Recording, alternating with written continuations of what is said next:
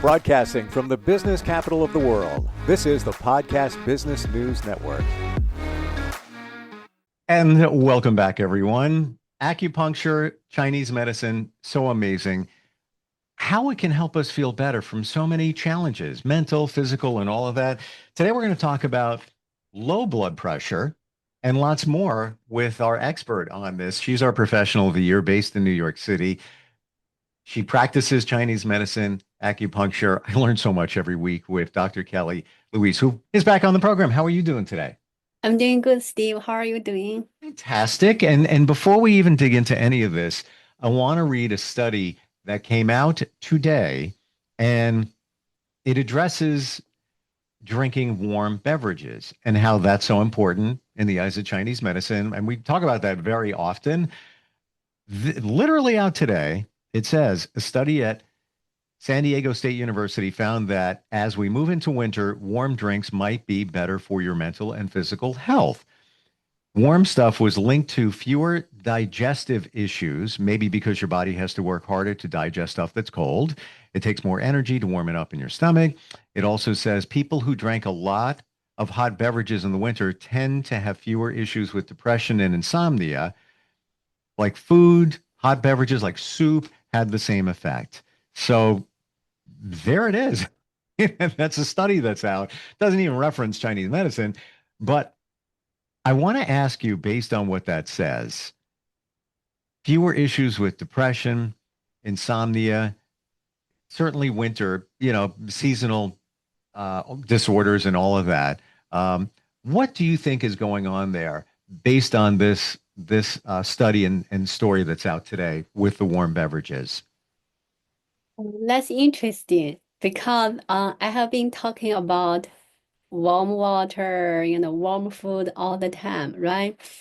And I also talk to my patients, and a lot of patients, especially if they are Americans or even like not American, but they are young, they kind of like blend into the American culture, drinking ice cold water, ice cold coffee, Yeah. eat salad, ice cream, everything cold. So I explained them in this way. I said, if you don't really understand Chinese medicine or don't believe even in Chinese medicine, but think about in this way. Biology, that is science, right? You believe science. Biology is science.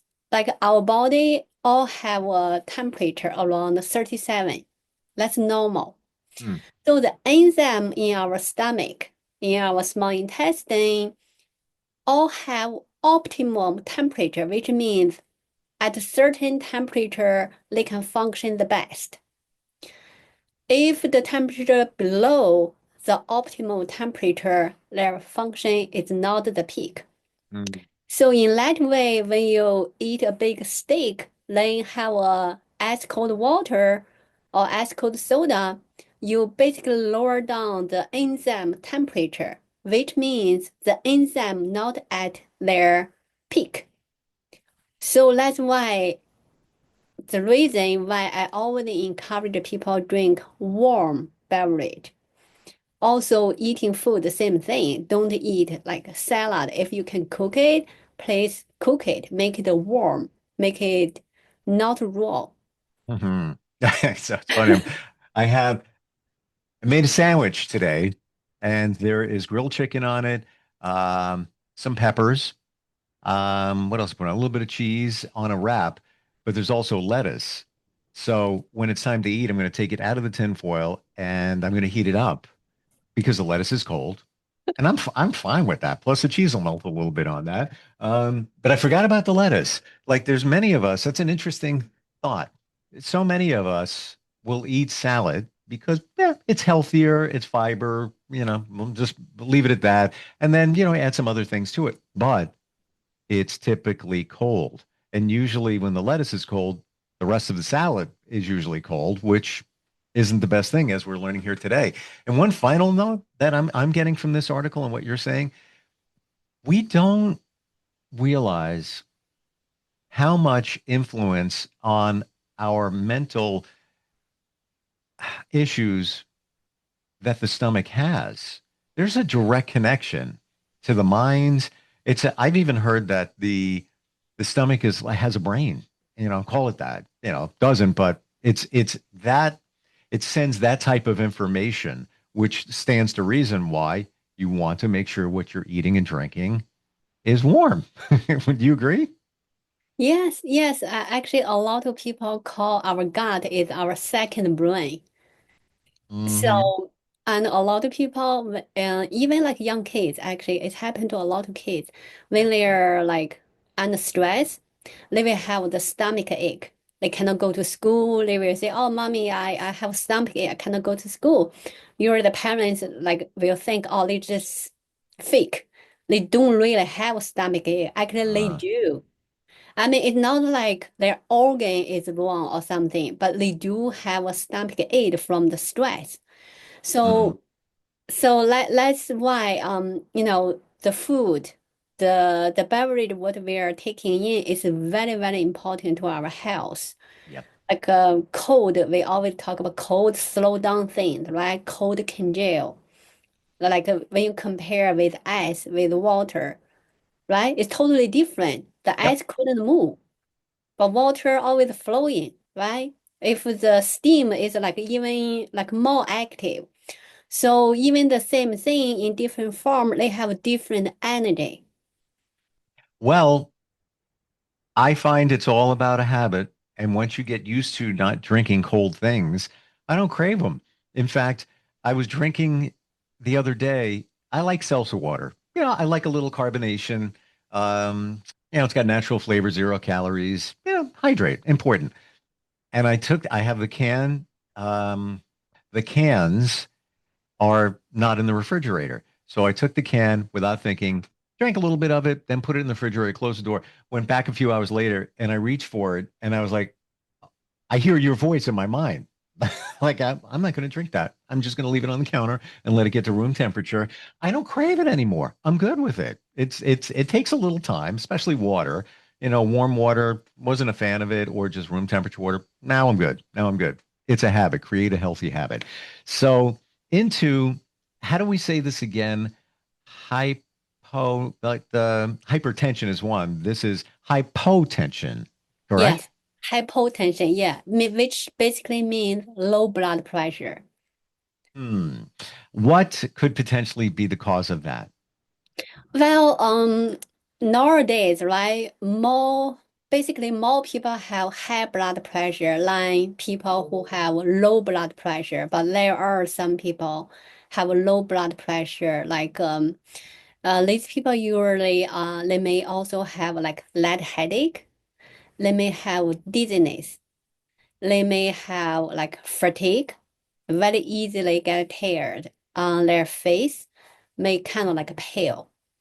So what can cause this? It can be from like overworking, like some people work so hard can really kind of like just damage their body. Hmm. Can be from poor nutrition. So they're eating food, but the food doesn't really have enough nutrition. So like a lot of takeout, to be honest, I'm not putting them down, but a lot of food we are eating doesn't really have the nutrition we need. So we are eating, we think, oh, I'm full, I eat food, but you don't really have enough nutrition from the food you're eating. In that way, even you're not hungry, but you don't have enough nutrition, it could give you, low blood Wow. pressure. Wow. So many of us think that, yeah, I'm filled. I'm filled up. I'm good. I got what I need to eat. It, we need to look at what we're eating. That's what it comes down to. Wow. I never even thought of that. That low blood pressure could be lack of nutrition. Interesting. All right. So let's say it's been identified that we have low blood pressure. Are we talking about changing the diet and then considering acupuncture to bring the pressure back up? Yes, actually, Western medicine always look at the numbers. Like if people go to a Western doctor, say, oh, I have light headache, I have dizziness, they usually will do blood work, right? They will do a full blood work, analyze like the iron, the magnesium, all the numbers. Then they will say, oh, your iron may be low or something.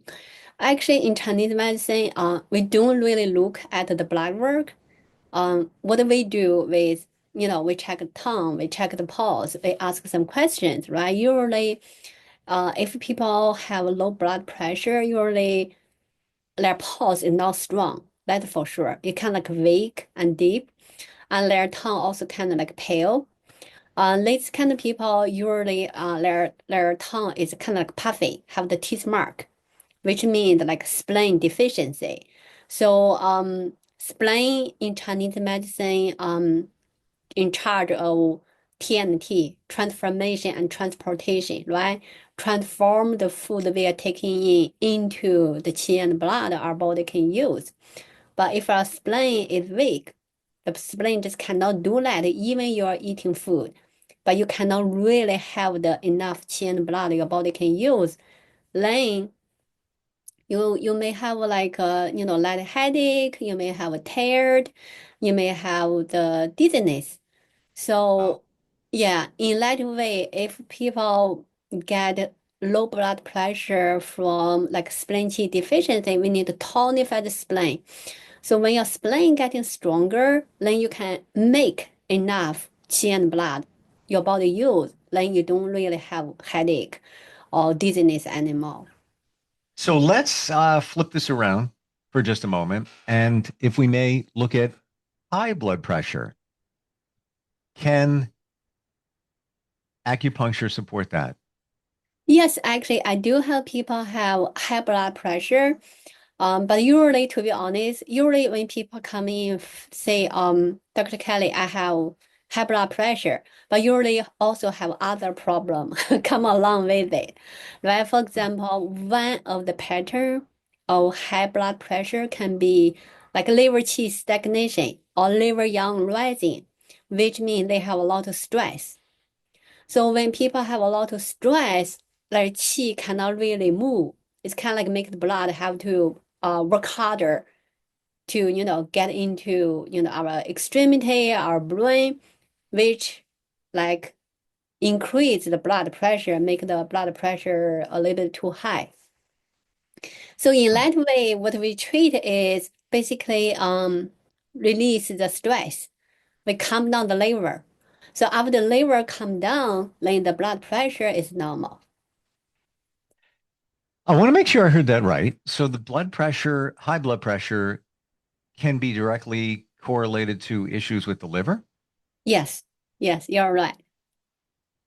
What about low blood pressure? Would it be the liver as well? Low blood pressure can be related with the liver also, but in general, more related with like spleen deficiency or kidney yang deficiency. Like usually low blood pressure mean you can like don't have enough qi and blood. So but that could be liver related, but usually liver related more with high blood pressure. Hmm. So looking at the high blood pressure, and we'll get back to low in a moment, many different things can contribute to that. Certainly your diet, a lot of sodium in your food, et cetera, et cetera.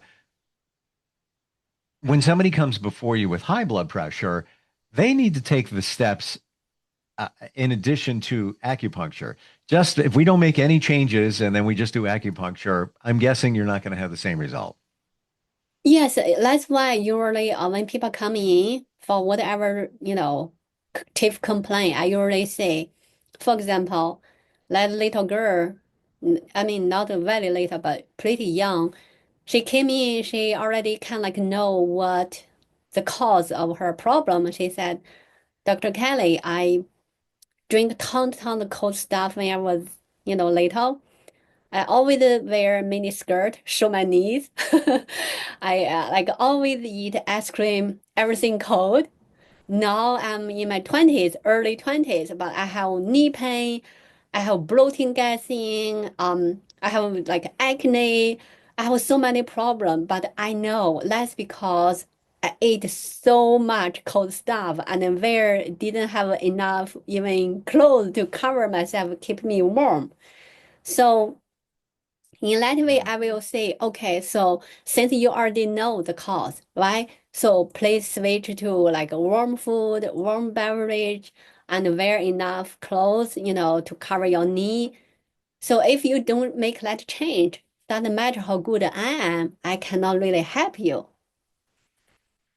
So this actually, a lot of this sounds like it's going back to things that, mom said, you know, dress warm when you go out, put on a coat.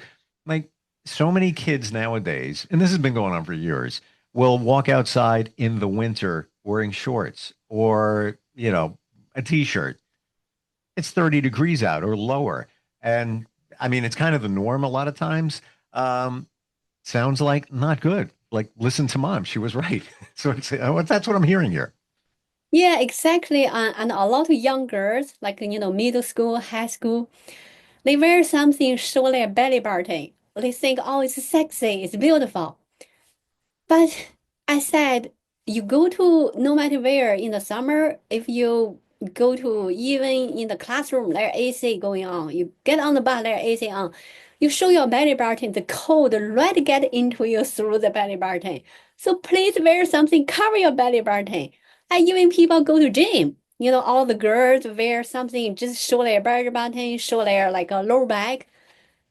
On the lower back, there is kidney points.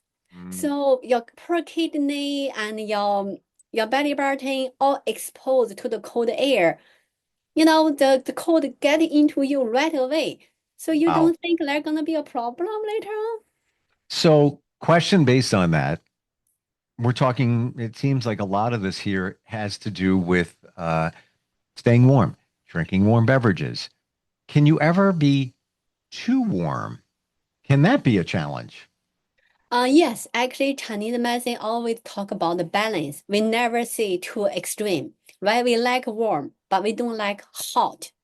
Like for example, in the summer, if it's very hot, we don't suggest you go outside, stay in the sun for many hours. That's not good. You can get the summer heat. Then you're gonna have problem. So it's same thing like people go to gym, they like to go to sauna. We don't suggest people go to sauna over 15 minutes. If you stay there too long, you're also gonna have a problem. So in that way, like you said, is there gonna be a problem? It's too hot. Yes. Like for example, people eat spicy food. Although that hot is not exactly the hot we're talking about, but that's kind of like the same, right? So I don't suggest anybody eat too much spicy food. Maybe once a while, or if you are like kind of like you feel you're getting a cold or something, eat a little bit spicy soup or something is okay, but not all the time. If you eat spicy food every day, you're gonna get internal heat into your stomach. It's not good for you.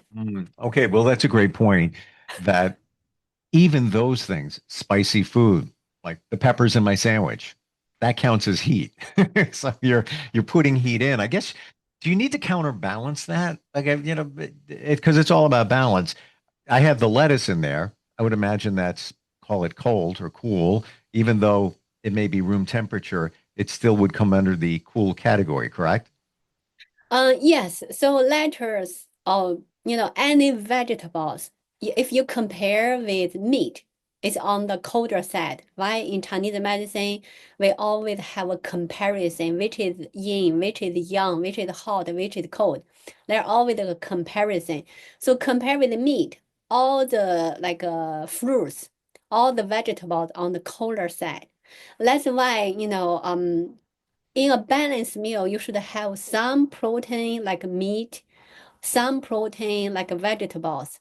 Or if you have if you are vegetarian, you don't eat meat, you can have some eggs, right? You can have some eggs, have some vegetables.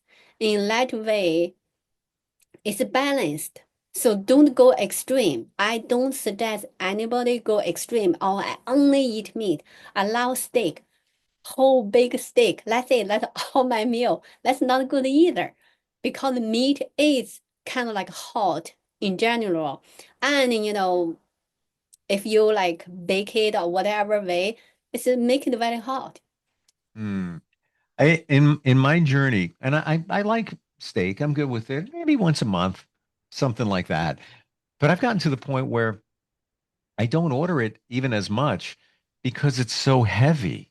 I feel like when I eat it, it's just like, ah, I feel weight that was good, but I feel weighed down. So now I gravitate away from that, or I'll have chicken and or a smaller cut of meat, but something, treat myself something nice.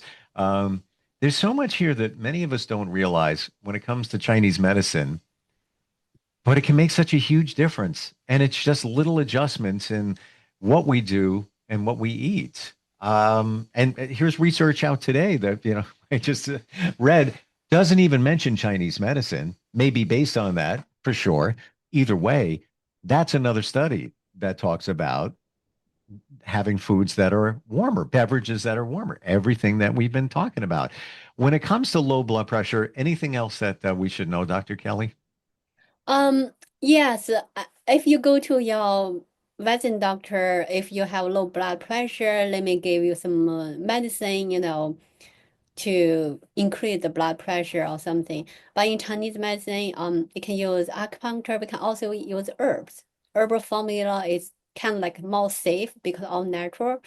So we can, for example, if you have qin blood deficiency, we can use the formula to to tonify you, give you more qi and blood. In that way, you will feel better pretty soon. Hmm. Of course, right? If the cause is from poor nutrition, you may need to consider changing your diet to have a little bit better quality of food. And if it is from like working too hard, you maybe need to take a break, slow down a little bit. Um, so it depends on each individual, the cause. So, but acupuncture, herbal formula, plus lifestyle change, I'm sure you will feel better. Terrific. You're available virtually to consult on Chinese medicine. Obviously, New York City, we need to be for acupuncture. Share your website again with us, Dr. Kelly. www.kelly121acupuncture.com. Thank you for all your insight. I learned more and more. And, that study that I read, I wasn't looking for it. It just showed up. Um, you know, San Diego State University, it's all right there. And not that I needed a study. I've been drinking warmer beverages ever since we met, and I appreciate that. Thank you for all the information, Dr. Kelly. I'm looking forward next time we get together. Thank you, Steve. We'll be right back.